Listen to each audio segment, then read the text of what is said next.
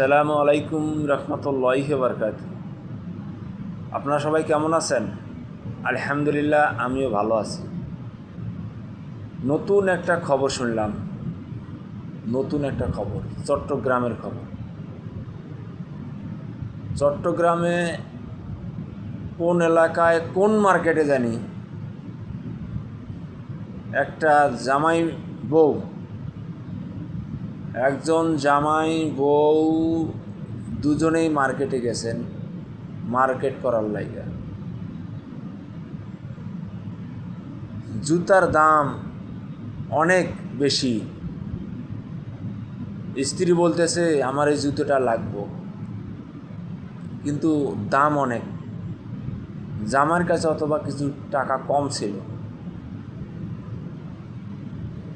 জামাই বলছিল যে জুতাটা এখন নেওয়ার দরকার নাই, পরে নিও।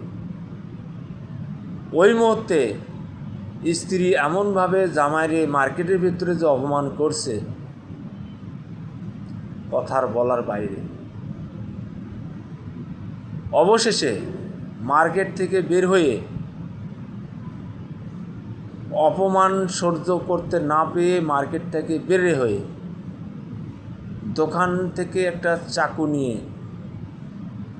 নিজ হাতে নিজ বরাবর গলা কেটে ফেস করে দিচ্ছে। এই হলো আমাদের মুসলমানের ব্যক্তি। কী রকম বউ এটা বুঝতে পারতেছেন। ইনশাল্লাহ সবাই ভালো থাকবেন। খোদা হাফেজ।